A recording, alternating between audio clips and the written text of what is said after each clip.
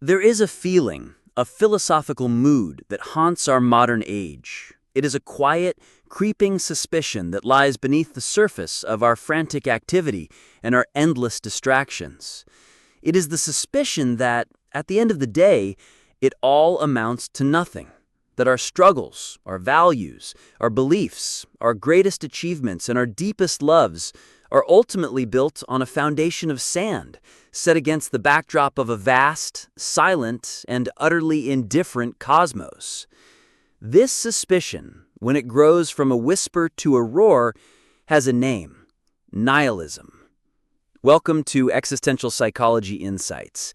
I know we are venturing into dark territory today, and I want to thank you for being here. It takes courage to confront these ideas. If this is the kind of exploration you value, please consider subscribing to support our journey into life's most profound questions. Today, we are staring directly into the abyss. We will explore the rise of modern nihilism, which I believe is the silent, unnamed epidemic of our time. It is not just a concept for philosophers in ivory towers.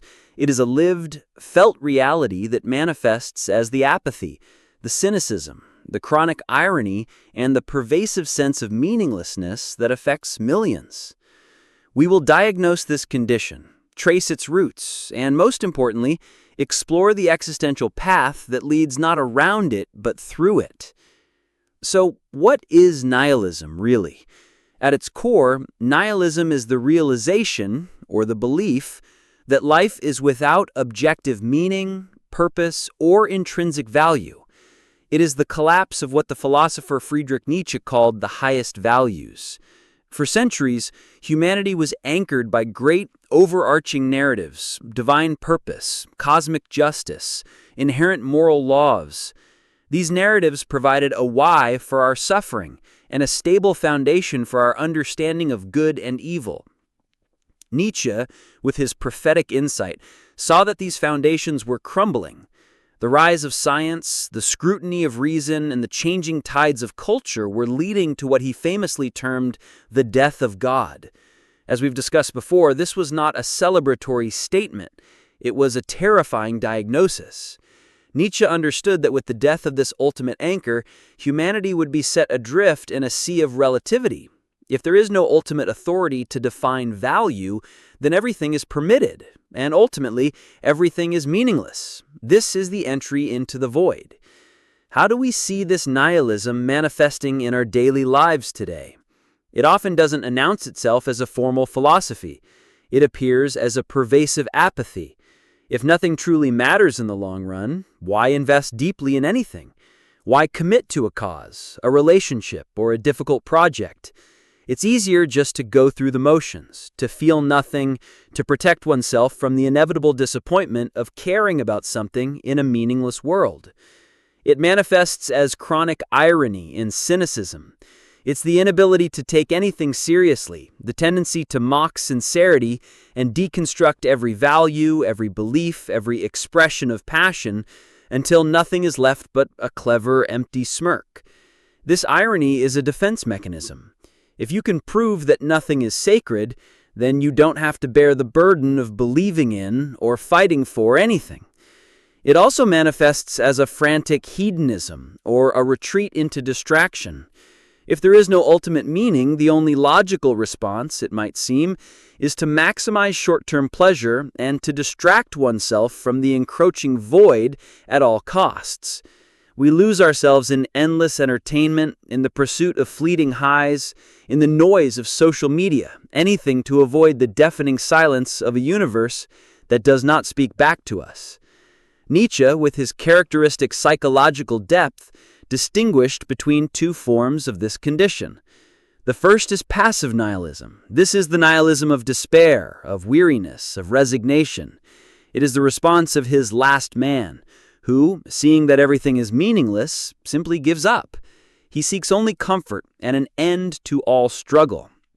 This is the nihilism that leads to apathy, depression, and a slow spiritual decay. But Nietzsche also saw the potential for active nihilism. This is the nihilism of strength. The active nihilist also recognizes the meaninglessness of the old values, But instead of succumbing to despair, they see it as an opportunity. They take up a hammer, as Nietzsche would say, and actively participate in destroying the old hollow idols to clear the ground for something new.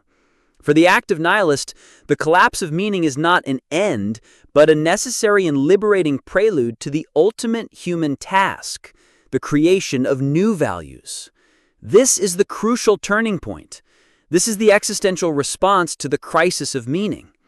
When we understand that the universe does not provide us with a prepackaged purpose, we are faced with a terrifying but exhilarating freedom.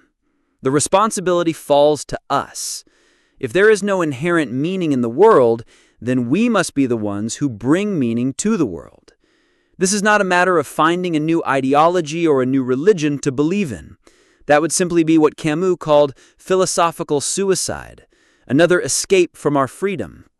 Instead, it is the process of looking inward and defining for ourselves what we will hold sacred. It is the act of choosing our own why. This act of creation is the antidote to the poison of passive nihilism. It begins with small, deliberate acts of will. You can't think your way out of a nihilistic crisis. You must act your way out of it.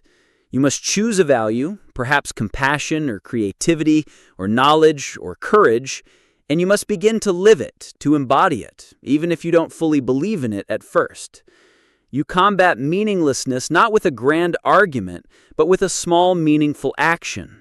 You write one honest sentence. You have one genuine conversation. You create one small piece of art. You perform one act of kindness without expecting a reward. Each of these actions is a rebellion against the void. Each one is a declaration that even in a silent universe, you choose to create value. You choose to care. This is the path of the Übermensch, or the Overman, Nietzsche's ideal for a post-nihilistic humanity.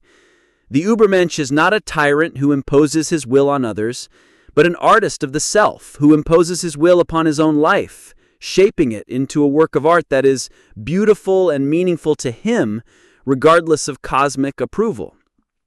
Living in a nihilistic age is a profound challenge. It demands more of us than ever before.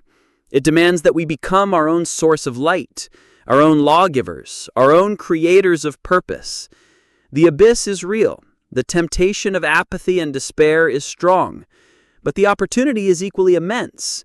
To confront the void and not flinch, to recognize the meaninglessness and respond not with surrender but with creation. This is the most difficult and the most noble task of our time. It is the process by which we overcome the silent epidemic and prove that even in a world without inherent meaning, a human life can be lived with profound and unbreakable purpose.